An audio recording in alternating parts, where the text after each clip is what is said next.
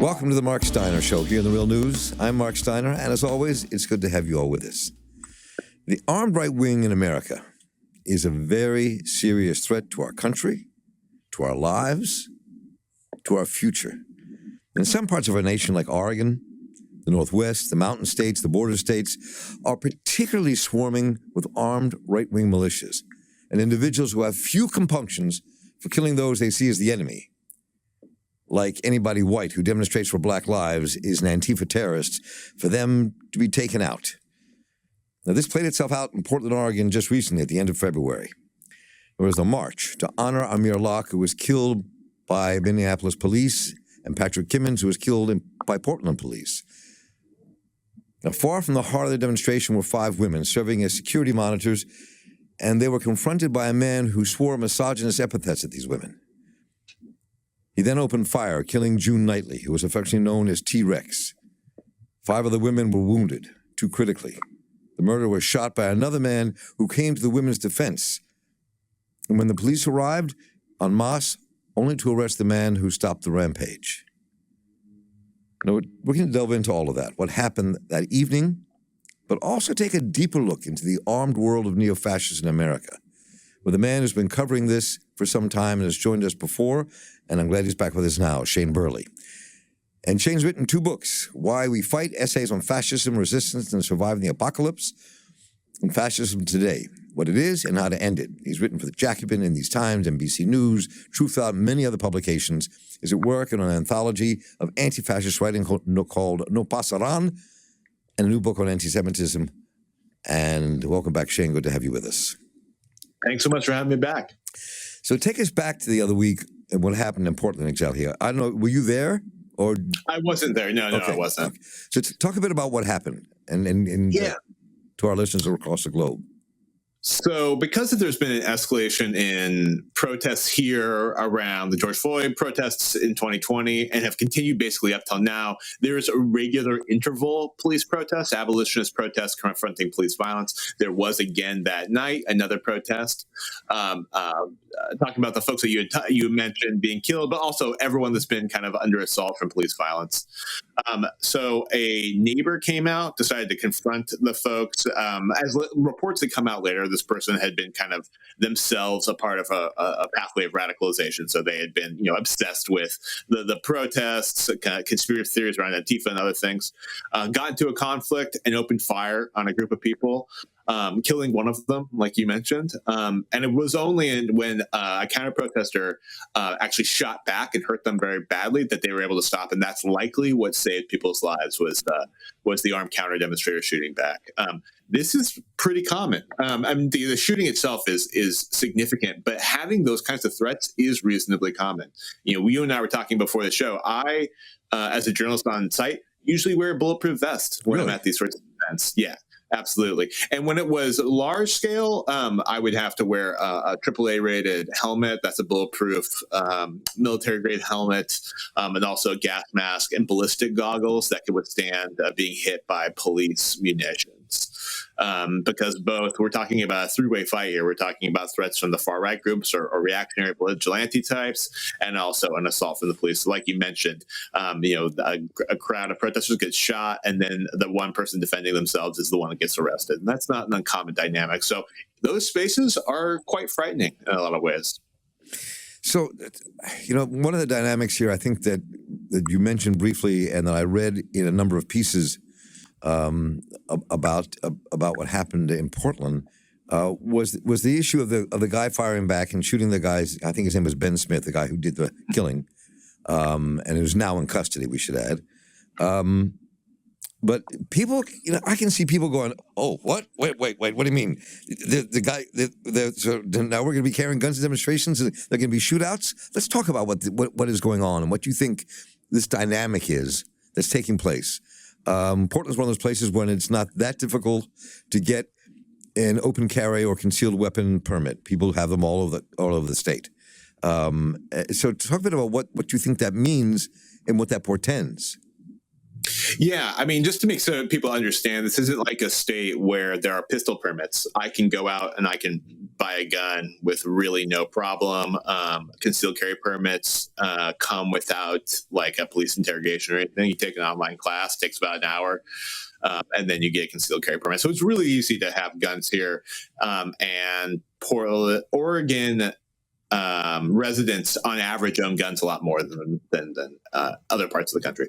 So it's not uncommon for people to have guns. And the reality is that people have been under assault from the far right and vigilante folks so much, and the police have stood down so frequently that I think the message has been sent that the way you protect yourself here is to carry a gun. So kind of rewind a little bit to 2020, there was this, obviously, well over 100 days of sequential protests against police violence and protests in Portland.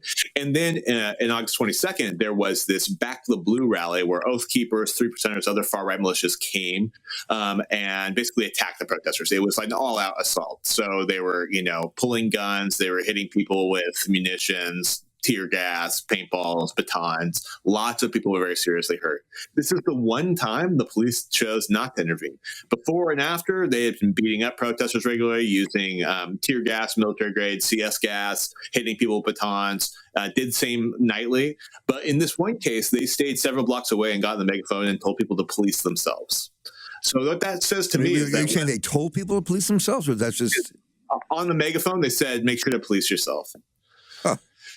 So, if I go to a protest and I'm covering a largely nonviolent demonstration, the police busted up using extreme force, then the far right shows up, attacks protesters, and police do nothing. That sends a message to me that we're on our own, and that people are going to have to do what they can to defend themselves, because that is not what police have been doing. They've been doing the opposite. So I think a lot of people are very aware of those dynamics and take action to do that. Now, do I think that guns at a protest are a great idea? Probably not. They escalate the situation, particularly when armed people come in. As a reporter, I've been confronted with guns by a lot of these folks. If I had a gun, if I pulled out a gun, they likely would have opened fire, right? Like that would escalate the situation. So, but the reality is, and I think people need to acknowledge the reality is, that what stopped more people from dying that night was a counter protester shooting the shooter. That's what happened. And so I think that's an uncomfortable reality for a lot of progressive people who would like to think that having this blanket anti-gun mentality is what keeps people safe. But that is a little utopian in a world where there are millions of guns floating around and they're used disproportionately against left-wing protesters and marginalized folks. So just to be clear, for people who are watching or listening right now and have not been aware of what happened in Portland in this demonstration that I outlined at the beginning of our conversation, the man who actually did who committed the murder and really critically shot 2 other people, and 3 other people were wounded, all women, is in custody, charged with murder and a number of crimes. The man who actually shot him has not been charged. Am I right about that? Just to get that clarified. That's correct. Yeah, the person who fired back has not been charged. So let's talk a bit about what all this really means in terms of all you've been covering. You just came back from the border. And you just came back from interviewing a guy who wrote a book about the militias on the border. There are people in communities on the border. There are people I know on some of the reservations in the indigenous world who are arming themselves as well in case they are attacked by the crazy cowboy militias. That's real. So let's just talk about what you and you're kind of covering this for a while pretty intensely. When you look at this demonstration, what took place, when you see everything that's building up, especially in the areas we talked about in the West, what does that portend for you? What do you think we're facing from your analysis? I mean, I think it is, like you mentioned, a sort of frontier mentality that people not only must, but have the right to take sort of matters into their own hands. So this is what the border militias do. And this is what Patrick Strickland, who wrote the book, Marauder, is a great reporter, has this book that's coming out. He writes a lot about, is that what these border militias do is they get an impetus to intervene based on conspiracy theories about the border. And they feel like they must do something. Dangerous things are happening, and they go there to intervene. They do things like putting up fake water stations whereby migrants crossing the border might think they're going to get life-saving care and instead get maybe pulled into Border Patrol. They have unlawfully detained. There's a lot of reports of them unlawfully detaining migrants migrants and trying to bring them to Border Patrol. Basically, they're there harming migrants trying to cross the border to safety. They're invading communities that don't want them. And they're doing so with like a lot of kind of paramilitary apparatus of weapons, body armor, coordinating in that way. And they've engaged in an incredible amount of violence. All of this is based under this presentation, the self-presentation of protection, that they are there actually protecting quote unquote real Americans or protecting the community. And that's how this violence often plays out, under the pretense that this is actually defensive action, even though it's clearly offensive. And I think that's the same thing we've seen in places like Portland, where they'll come in, these far-right groups come into the city. They're usually not from the city. They're usually from outside. And they come and say they're there to defend the city. Then they put themselves in an antagonistic position and then use any opportunity to bring weapons out, suggesting it was defensive. And so I think part of this is about this psychology or this fantasy that pervades these communities, that they actually are sort of heroes amidst this story. And if it wasn't for them, things would get even worse. Therefore, they must intervene. And I think that's especially dangerous because that leads people to take really extreme action under the idea that they're meeting the standards of some kind of moral equivalence. So a couple of things here I really want to explore. One that has to do with Portland and Oregon, where you are, and what happened in this demonstration, and then about kind of a larger question about the connections to the things we've all witnessed in the last couple of years in America. But let's start with Portland. What we saw here was a guy who clearly online and other places had been talking about talking about the dangers of the left, talking about all this other stuff and how it has to be attacked. He was well armed. He had a stockpile of weapons. And that, to me, in some ways, Portland seems like a lightning rod. Portland seems like a center of what could be emblematic for the entire nation, because you have this city that's a relatively progressive city, surrounded in many ways by a really kind of conservative world that's well armed with militias. A lot of demonstrations take place in Portland. So in this particular case, if I'm right, 5 women were shot. 2 of them, I think, are still critically wounded and still in the hospital. If I'm correct, you can correct me if I'm wrong about that. But so I'm just curious, what is that political dynamic? What do you see playing itself out in a place like Oregon? I mean, this has played out for decades in Oregon. In the 80s, it was sort of a crisis around neo-Nazi skinhead groups. Right. That were coming in the city at the same time as there was, growing kind of radical left-wing movements, growth of the militia movement in the 90s. Aryan nations would come over from over the border in Idaho and to recruit. And there's always been this tension between what's in the middle of the state and what's surrounding it. And that's happening in a much bigger way now. There's movements called things like Timber Unity, which are basically fighting for a repositioning of the economy, what they say more position to reposition it towards rural areas. So, for example, like lowering the cost of diesel fuel, those sorts of things.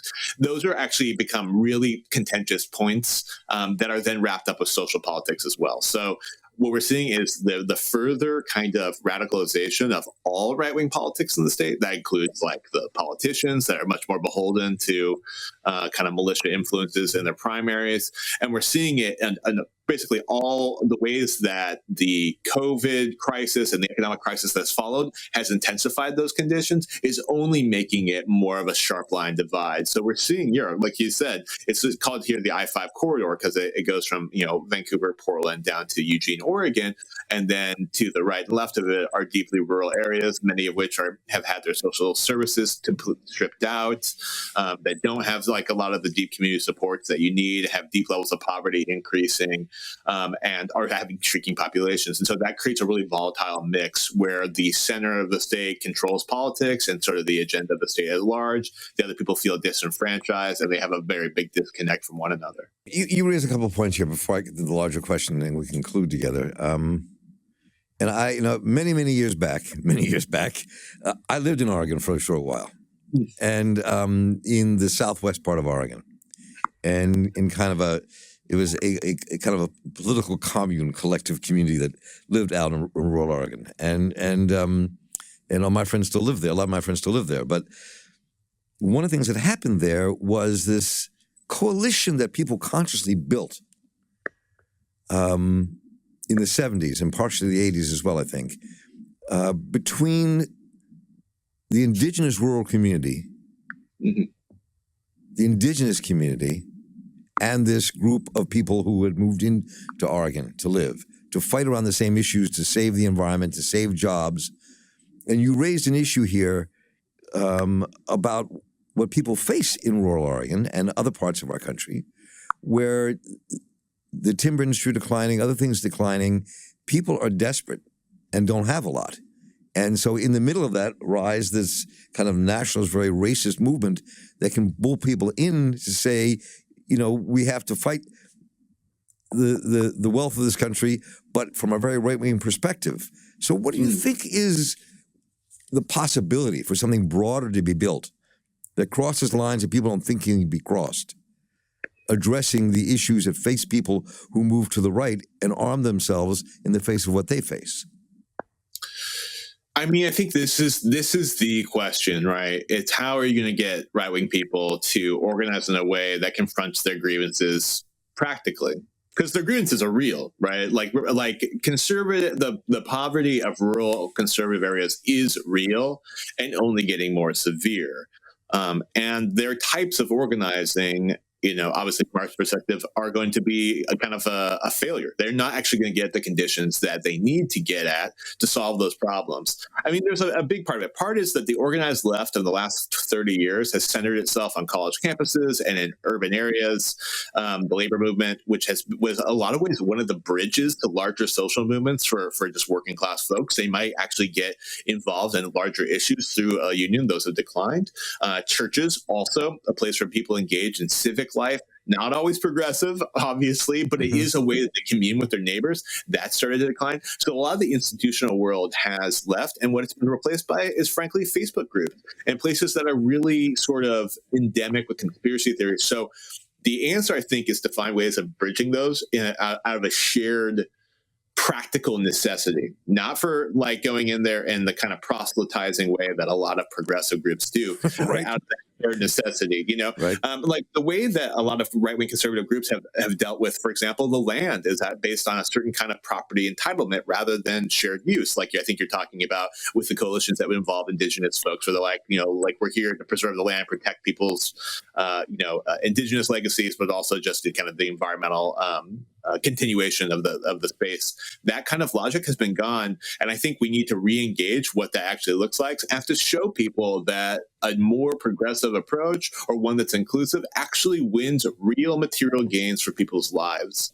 They need to trust that these sorts of things, that working across boundaries, across borders, across identities, is going to actually benefit them. And I think we've been really poor at finding a way both of actually doing that, but even in communicating the intention to. And so that's, I think, something that's going to have to change. And I don't want that to come across as though we need to put up with the crap that these right-wing groups do. Safety comes first and confronting their stuff comes first, but we need to actually look at the underlying conditions if we want to actually have a fundamental change. Otherwise, we're just going to be responding to crisis after crisis. So a couple things in conclusion here. One has to do with the connections. I'm curious what you see as the connections between what the United States witnessed on January the 6th, what's happening on the border between Mexico and the United States at this moment, the story you just did, and what just happened in Portland, where these 5 women were shot, these 6 women were shot, and one was murdered, and 2 were in critical condition. There's a connective tissue here, and I wonder what you see that, how you see that, and what you think has to be done. You know, this might seem like a really out there comparison, but I see this in a similar way to the fracturing of the Protestant Reformation. Now, like the theological kind of distinctions, you can believe in those or don't believe in those, but they aren't physical. They're not of like the material world, but they had real material consequences, right? They had real social political consequences. People died, wealth was moved. You could even argue that like countries were formed. There's a lot of that kind of proceeded from those breakages that really happen almost ephemerally. And I think what's happening right now is an ideological and sort of war of ideas and perceptions about the world, largely based on falsehoods, conspiracy theories, a lack of consensus reality. That's actually creating real political, violent, material volatility. And that is defining a lot of the fragmentation that's happening now. And so I think what we're seeing is a breakup of consensus kind of social projects and a sort of fractional war that's taking place. And a lot of it's happening, they'll argue that it's happening over real material issues, but actually it's happening over perception. It's happening how they interpret those issues, whether or not the government is actually captured by, satanic pedophiles, whether or not there's actually a flood coming over the border. We can disprove those things, but that doesn't mean that they're understood as having been disproven. And so I think what's happening now is that those change of understanding, that change of interpretation, is creating an actual change of our political system. And so I think that that's going to create sort of balkanized, if not politically, at least socially, in the coming 20 years. I do not see us repairing to a sort of singular nationhood like we had before, even though that was a bit of a falsehood then. But even the appearance of it in the future, I think instead we're going to have to start thinking of ourselves and solving issues as coalitions of people working together voluntarily, not just because we're forced together into one political mobilization. Well, I think what you just said requires a longer discussion. Maybe we should have you and others join in on that discussion and see where that takes us, because that's an interesting point. And one kind of absurdist ending to this, I have to ask this question, in a very serious discussion about with the horror of what happened to these women who were shot. This guy, Ben Smith, what I read about was part of some weird group. I'd never heard of it before. Furriers or fur people? What is that? I had not heard much about furries.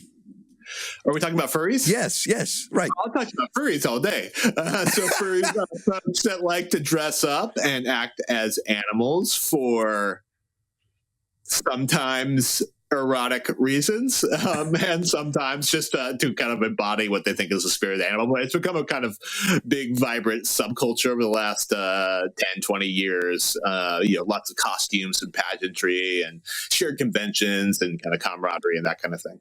Okay, well, we won't delve into that too deeply today, but I had to ask a question. Figured you might know the answer. So, totally. So, Shane Burley, thanks so much for joining us once again. It's always a pleasure to talk with you, man. I appreciate it. Look forward to many more conversations. Keep up the work. Yeah, thanks for having me back. All right. Once again, I want to thank Shane Burley for joining us.